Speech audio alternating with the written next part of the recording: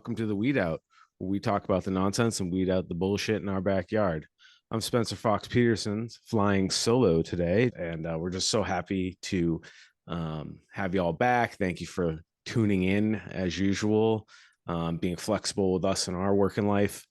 And as always, you can go to our website, www.theweedout.com, where we have all citations for anything that gets mentioned in the episode. We do an episode by episode breakdown. So anything today's episode, links, anything like that comes up, fret not. You can go to the website and always get those references. You know, we try to make it as easy as possible with our listeners, because we just want everybody to see that we're a small community here in Western Mass, and when we have networking and ways to talk to each other, a lot can happen. So in the past, we've had on, union organizers, tenant organizers like Katie Talbot from Neighbor to Neighbor.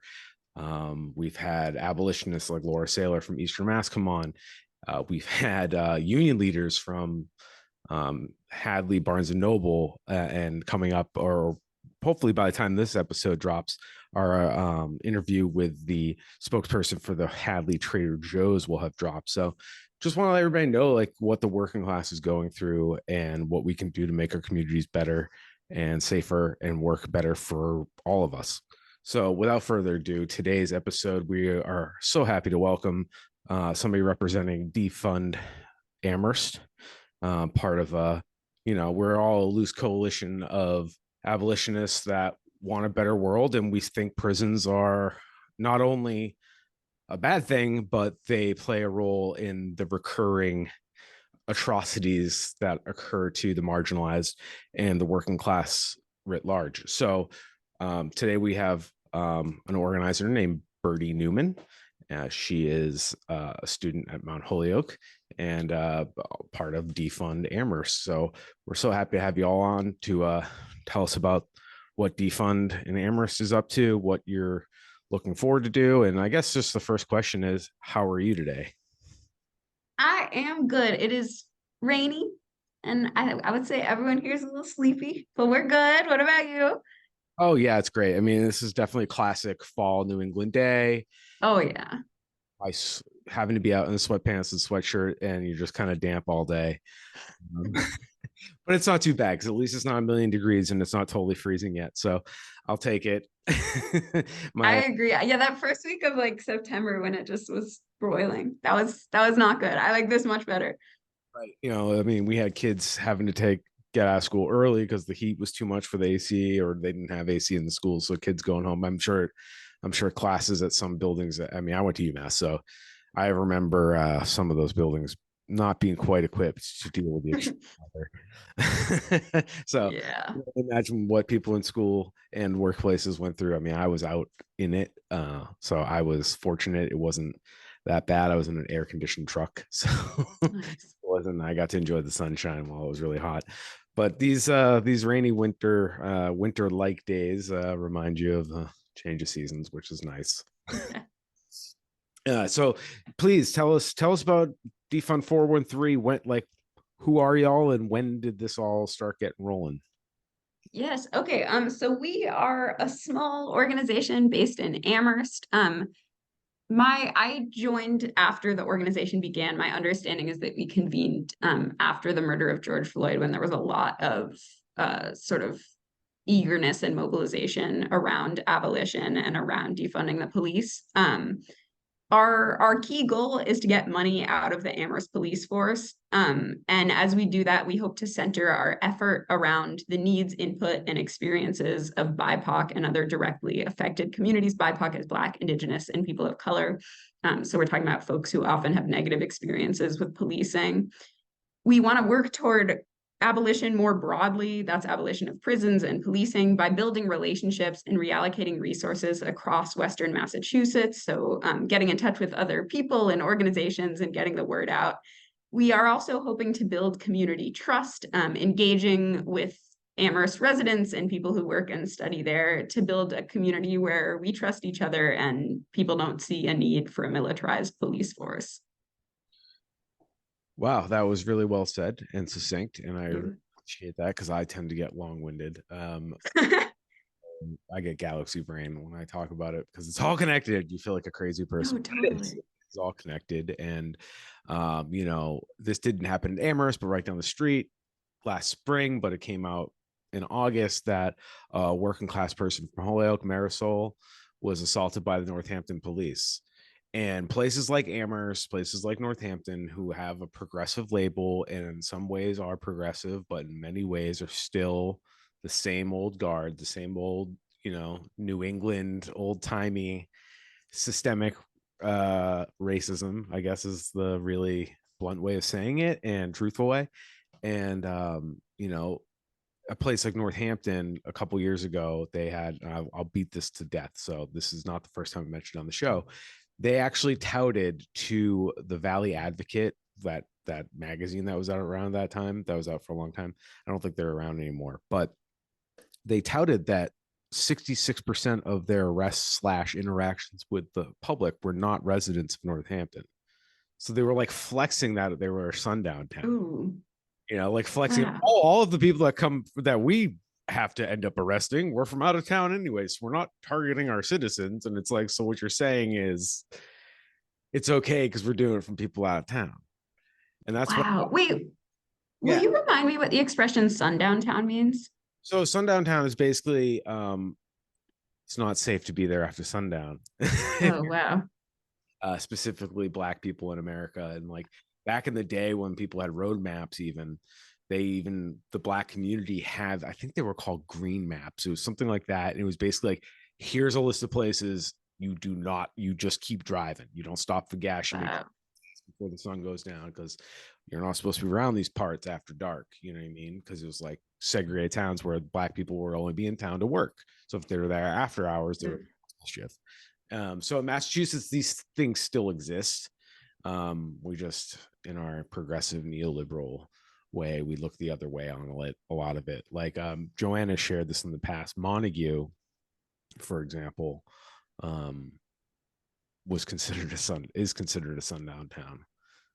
And it's like you can look at the demographics of like their arrests or tickets, and it's like if it's after a certain time of day, it seems to be they never interact with anything but marginalized people. Wow.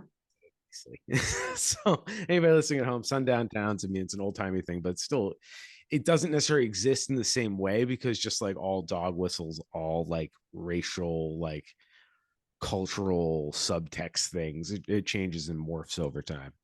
Like right now, like my somebody was pointing out to me that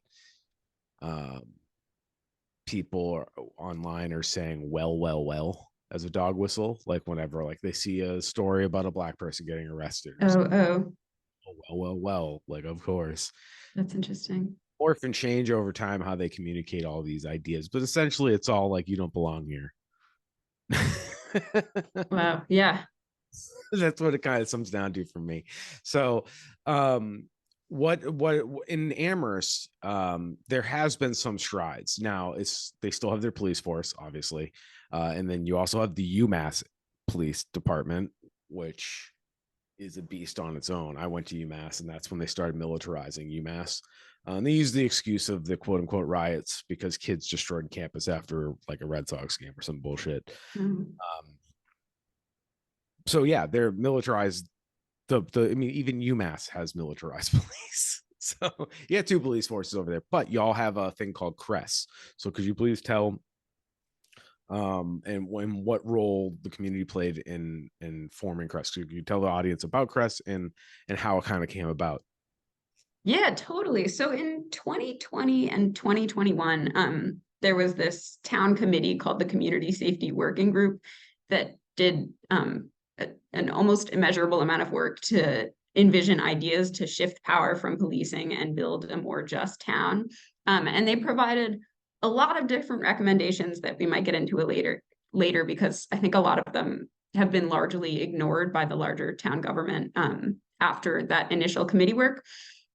But one thing that has been more followed through than some of their other recommendations is CRESS. That stands for the Community Responders for Equity, Safety, and Service, and that is an active town department now. It is its own department, separate from the fire department, separate from police, working toward public safety in an equitable way. So that is a department of unarmed responders that is built to provide services in nonviolent situations that might otherwise involve police. So it is an alternative to policing. This was a measure approved by our town council in 2022, so it's still pretty new. And they have this really cool twofold goal where not only are they responding to situations as they escalate, they're also trying to do proactive work to meet the needs of people in town, in the hopes that then it doesn't escalate to the point where there's like an emergency responder that is needed because people have what they need and they're not in conflict with each other in the same way. How has the community responded to CRESS? It's a really good question. I know CRESS has done a lot of outreach of opportunities to like meet the members and the director. I am not sure I have a good sense of how like different segments of the town are experiencing CRESS. I know sort of in my circles, there's a lot of frustration of CRESS not being able to do more than they are. So right now they don't have enough funding to operate 24/7, which kind of defeats the point a little bit of being able to respond to emergencies because they're not always available. They just don't have the money for that. But I think still, even though they don't necessarily have the resources to do everything, I hope they would be doing. They've been incredibly active in town and proactive, like finding people who need stuff every day and like following up with them. So it's not just like one and done, they're interacting with somebody. And I think that's helped build trust, at least among some members of the town. I mean, that's great news, but also very typical and disheartening. Like for example, in Northampton, the budget they gave them to initially get set up and off the ground was half of what was deemed would be necessary. So it's like they kind of get best of both worlds. They get to say they did it, the people in charge, whether every town's different how their power and decision making is structured. So they get to say, oh, we did something, but the police still have the right of way or whatever. Like they can go if we're not available, type of stuff. And then like you said, it defeats the point if you don't have enough money to even staff it 24/7. Like what are we doing here? Yeah.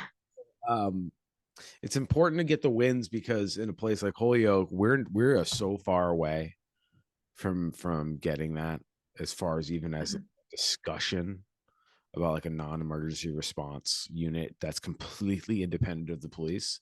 We are so far from that conversation because even the people, the marginalized and working class folk in the poorest areas, they do want police because they are genuinely afraid because people do get shot. People do, like, these things are real to them.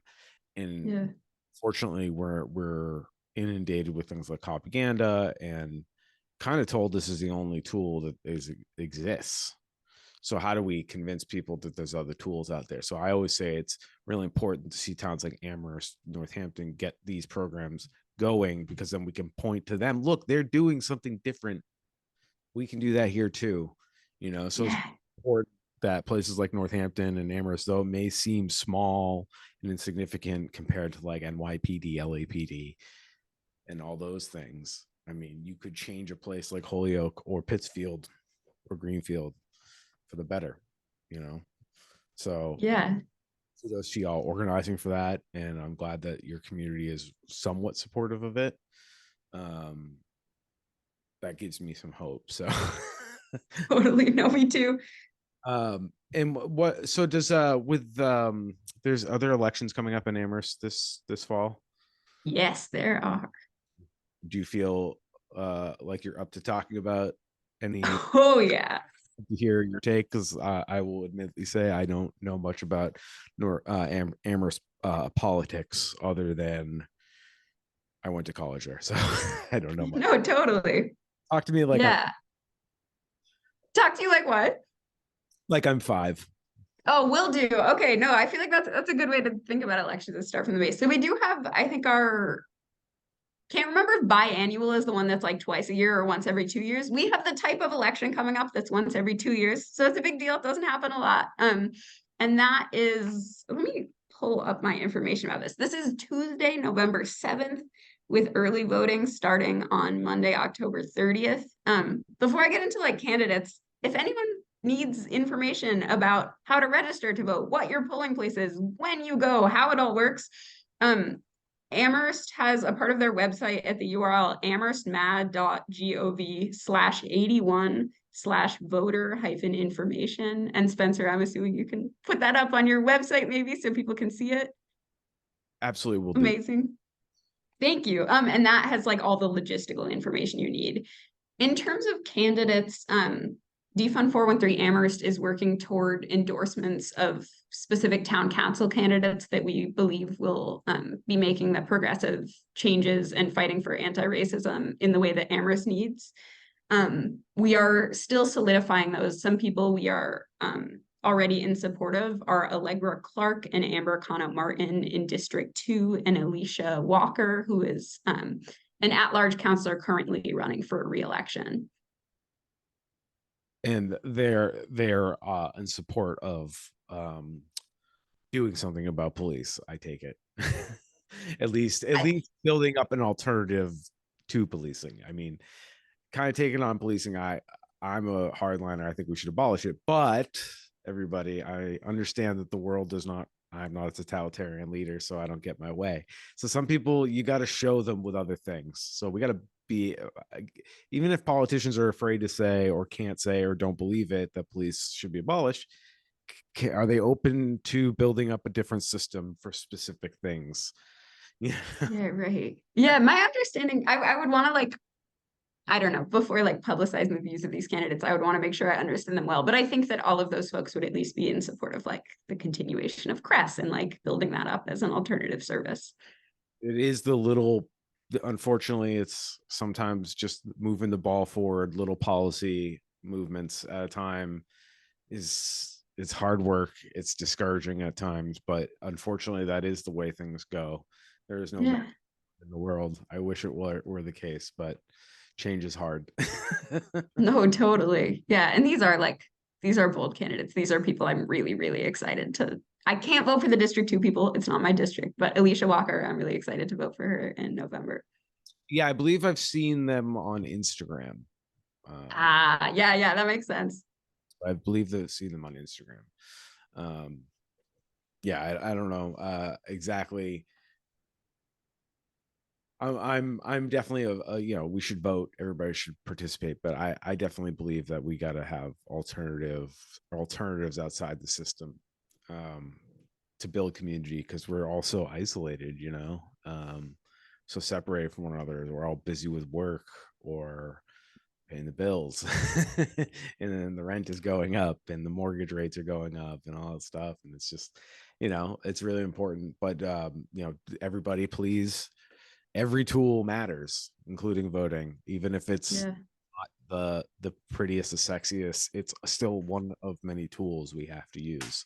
So I appreciate you having some information for our listeners about Amherst folk. Is there anything that's like is there any questions on the ballot or anything like that you're aware of about town policy? Not that I'm aware of, but I could be wrong. I will definitely know by the time I'm voting, so I'm like ready to vote for what counts and what matters to me. As of now, I'm not aware of any ballot questions. Right. Well, I haven't seen any either. And I know in Holyoke we have a few. We're gonna do a different episode. We'll get into the Holyoke questions. Oh wow, I'll be excited to see.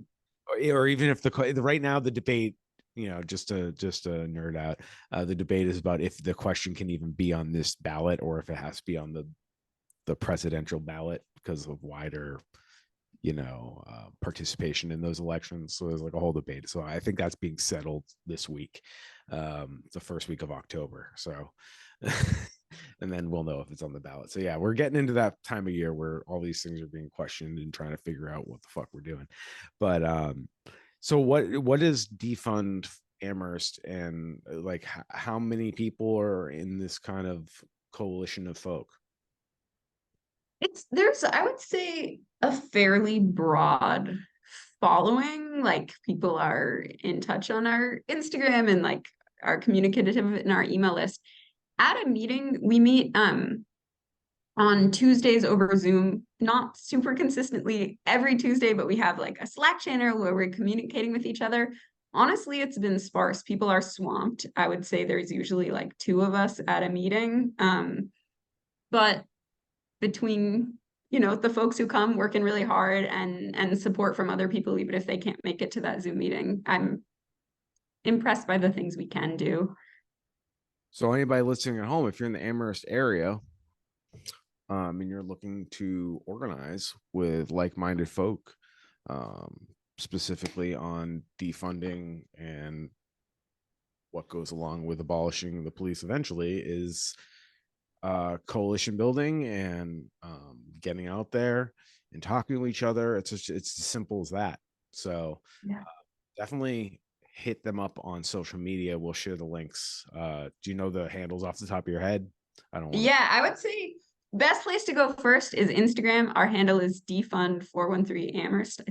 I don't think there's like spaces or underscores in that.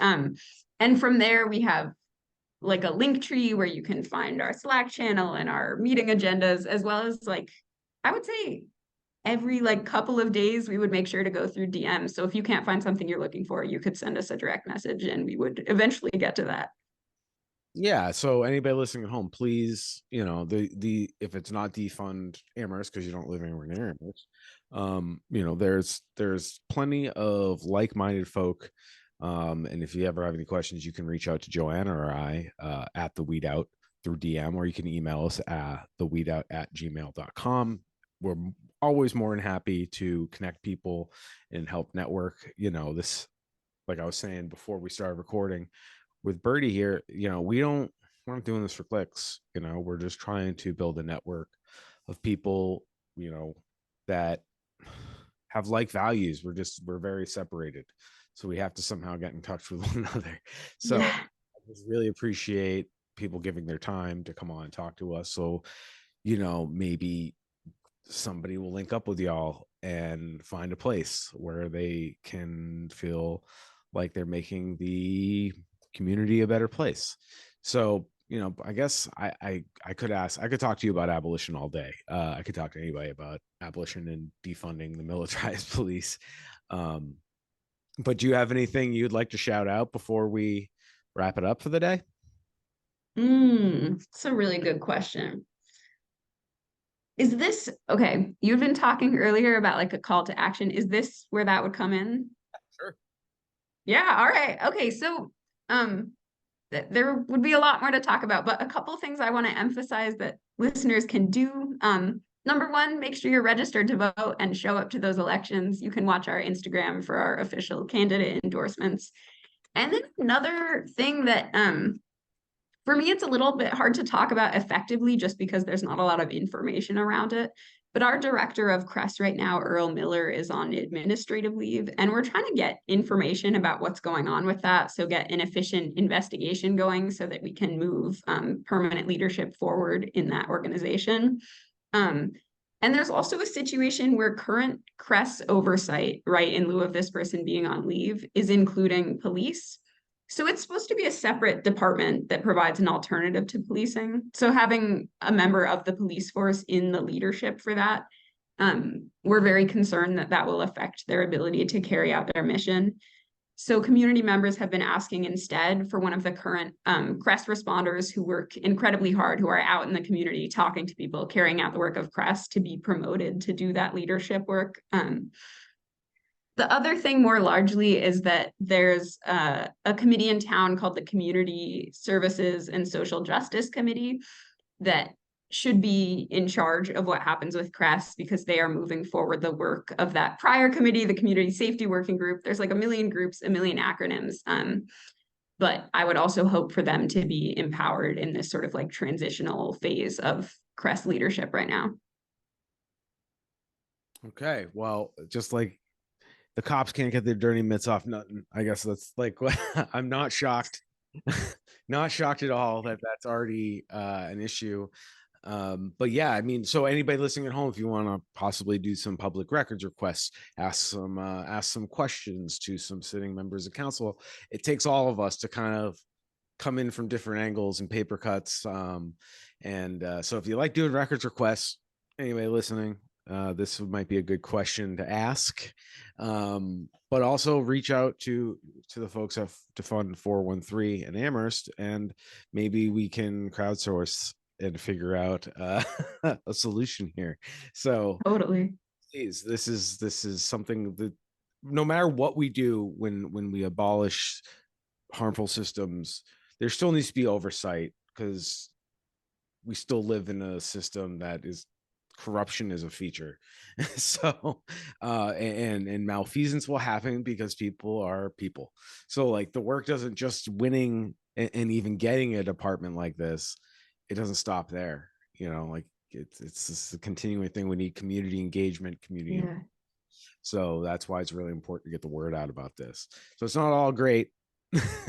And you do have an important thing to say and call to action, because obviously this needs to be figured out, and we do need to get the person that is tied to the police department should probably not have any influence over the department that's supposed to be independent.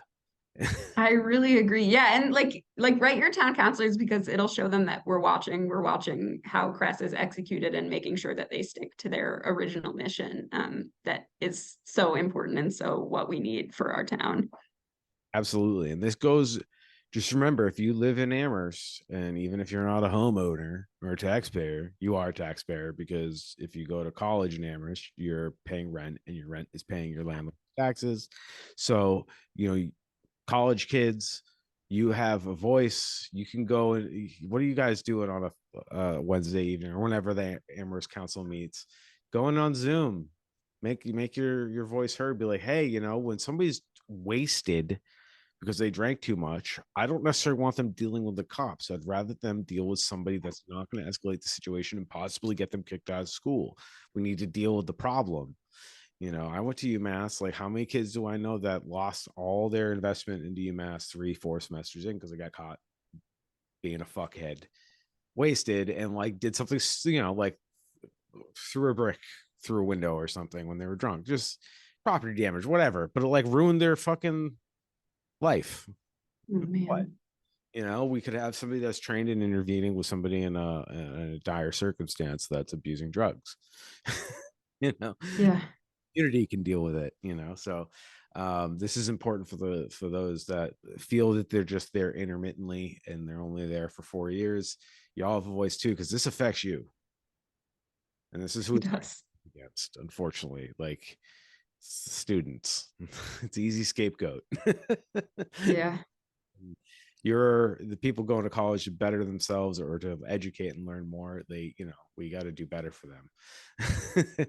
And that, it seems like a first world privilege thing to say, but it's not. I mean, it's everybody. Nobody should be possibly beaten up because they're too drunk by the cops. It doesn't necessarily have to end that way. Ask any Yeah. bar. It doesn't have to Yeah, end. seriously. It just has to end with me getting you home.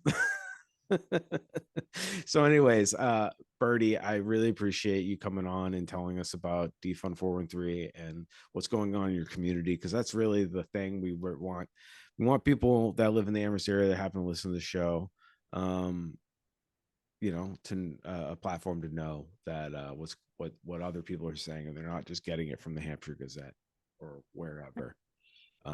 We're hearing it from the people on the street level. So I really appreciate your time.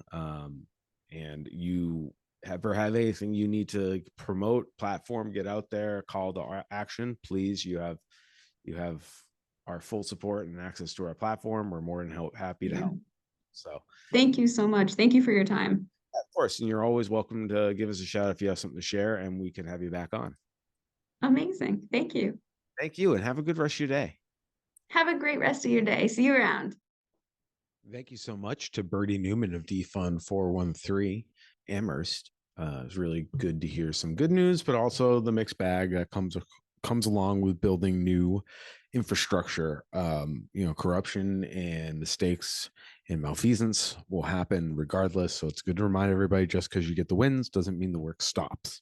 Community involvement means exactly that, community involvement. So if in the Amherst area, I highly recommend organizing with groups like 413 Defund 413 Amherst, because they have values that are pushing for a better future, and that's how we figure it out. We don't have all the answers, but we got to try something different.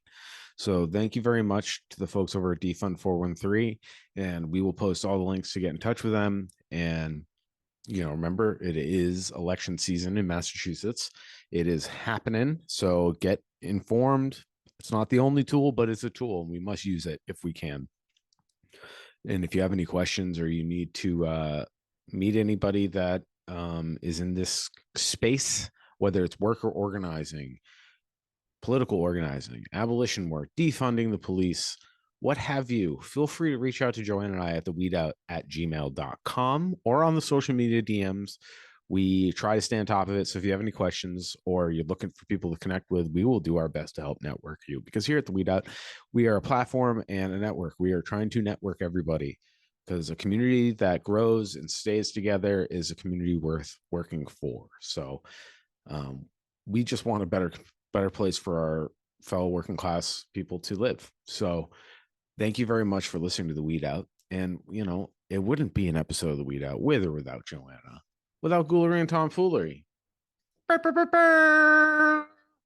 So, yeah, we're going to do Ghoulery and tomfoolery as always this week. And this one, I actually have, I have some firsthand knowledge on this whole Ghoulery and tomfoolery. So, as always, WWLP, our wonderful Western Mass broadcast news, is doing some stenography for the Mass State Police, painting them in a very positive light. So last Friday, September 22nd, 2023, we had an incident on 91 North around the mile 18 marker, where the police tried to pull somebody over, and they had some outstanding warrants or something, but they took off and clipped the officer, quote unquote, dragged him. Now, if you follow us on Twitter, you'll know that we share a lot of content about propaganda and how they exaggerate these things, and how dangerous it really is. So cops should not be making traffic stops, especially on a place like a major interstate like 91, because there's no safe place to actually do this. Even if you're broken down, it's a dangerous place to fucking be.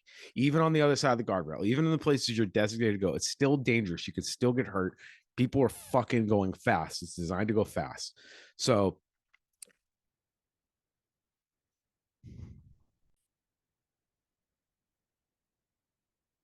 an officer of the law, Massachusetts State Police, pulled somebody over in a really dangerous place. And I'll just read the blurb. A grief-filled man is in police custody following a manhunt that began after he hit and dragged a state trooper in Holyoke, injuring that officer. Just so everybody knows, he went home. He's fine. According to state police, around 3 p.m. Friday, a trooper attempted to stop a vehicle on I-91 North, the Holyoke rest area, around mile 18 for those that are familiar with the area. It's a nice little overlook. I drive for a living, so I'm familiar with all these spots, and this is my regular route. So the trooper was injured, and he's been taken to the hospital. Yada, yada, yada. He's fine. The vehicle crashed further up the road, but the suspect ran into the woods. Traffic was redirected in the area where the crash has occurred for hours. So if anybody knows that stretch of 91 between Holyoke and Northampton, there's only one road, or one set of roads. There's Route 5 and 91. And there's no exits. It's a mess if you get stuck in traffic there. It's narrow. It goes down the side of the mountain between Mount Tom and the Connecticut River. Is really only one way in and one way out on either side of these roads. So you can't really redirect traffic. Now, I was working, and they were out in force. There was Mass State Police, marked, unmarked, local, Holyoke, Northampton, East Hampton cops, marked and unmarked. There was looked like some sort of federal agents too. So basically, like, everybody got involved, and they used this as an excuse because one of their brothers was hurt. Urgh. And they deployed all the stuff. These cops were they were crawling air. It had been 100 cops all in this like 5-mile stretch. And they're zipping in and out of traffic. I'm sitting at a standstill for like an hour with everybody. So they know who this person is. And they spend all his resources to tie up the local traffic and cause chaos just so they can get their little prize, their little trophy of the person that wronged them. Well, first of all, they shouldn't have been pulled over. And if this person has an outstanding warrant, we know where they are. All right. So we should go find them there. This doesn't have to be done on a dangerous stretch of road. It just doesn't have to happen. Nothing is that fucking important. I'm sorry. I don't care what anybody says. This is a preventative measure. Pulling people over for minor traffic infractions and or equipment violations will only lead to fines, which only hurt the poor, and or you getting dragged out of your car and possibly getting hurt, shot, killed, run over, whatever, hit by a train. That's real. That happened recently. And the officers also create the danger for themselves. So their training tells them to create a dangerous situation by stopping somebody on a busy road that is meant for high-speed travel. It's a really dumb fucking thing. It's a self-fulfilling, dangerous thing where they get to act like the victim because they are the victim. Somebody did get hurt because somebody was scared, did not want to get dragged into the back of a police car, regardless of why, regardless of having a warrant. I don't really give a shit, to be completely honest with you. We do not need to handle it right then and there. We just don't. So they fucked up traffic. I drove back, switched back into my personal vehicle and had to go back through it. So I knew this was all happening because I could follow it on Twitter, and I had, Joanna call me and tell me what was going on her end while I was driving. And we kind of figured out, and the whole time we're like, they're going to fucking kill this guy if they catch him. They didn't, thankfully. They took him in. I'm sure he's in pretrial because he's a danger. Now, the reason this is ghoulery and tomfoolery because now they have articles about the dangers of cops on traffic stops. First of all, being a pizza delivery driver is twice as more dangerous than a cop, and they don't even have a weapon. A lot of the danger cops are created by the fact that they show up militarized. Puts people on edge, makes people make bad decisions, yada, yada, yada. Yeah, I am saying, what were you wearing? That's the rare time it's okay to ask somebody what they were wearing when they were assaulted. If you're dressed like a paramilitary goon to enforce fucking traffic, like, dude, you're a loser. First of all, it's just loser behavior. You're dressed like you're invading a foreign fucking country. It's your own fucking neighborhood. You're disgusting. So fuck you. Ghoulery and tomfoolery. Now the fucking local news is going to lecture on us how dangerous their jobs are. Listen, that danger was created by them. That's why it's ghoulery and tomfoolery. Abolish traffic stops. Just stop it. Stop it. And, we can have a discussion about how to enforce this, but you know what doesn't work? The way we currently fucking do it. So literally when somebody says, what's your solution? Well, literally not this. So can we stop doing this? And maybe I'm crazy, maybe I'm not. Doesn't matter. It's ghoulery and tomfoolery because they can't not show force. And the real kick in the balls is they tie up all this traffic on a Friday afternoon in a place like Northampton where we do have nightlife, quote unquote. How many businesses were hurt by this? How many people were an hour late to picking their kid up because of this ridiculous show of force? And how much did this cost us? When they knew who this person was, they did not have to handle it right then and there at the busiest time of day on the roads. Now, how many fender benders I saw on Route 5 on my way back? 3. I saw 3. One where the fire department was involved, another one where an ambulance is involved. So like all this stop and go traffic created by this, which created car accidents and fender benders and property damage, can be looped back to the fact that the police are the main fucking character. They make themselves the main fucking character. Ghoulery, tomfoolery, Mash State Police, shame on you. WWLP, shame on you. East Hampton, Northampton, Holyoke cops acting like you're the fucking main characters, fucking up commerce, fucking up people's days because your fifis are hurt because you did something fucking dangerous by being enforcers on a major throughway. Sorry, no tears for class traders. Fuck y'all. Ghoulery and tomfoolery. And that's that for today. So we had a nice guest, Birdy, and I went on a rant after Birdy came on. So you get the honey and the vinegar without Joanna. We miss her. She'll be back in the next episode. And I hope y'all enjoyed our episodes with Katie Talbot in the last couple weeks, Laura Saylor. And if you haven't listened, please go listen, especially any episodes we're talking with union organizers. Maybe we'll be inspired. Reach out to us. Reach out to them. Let's network. Let's make this community a better place. And let's weed out the fucking bullshit. All right. So, for myself, Joanna, and Spirit, thank you very much for listening, and we'll see you next week.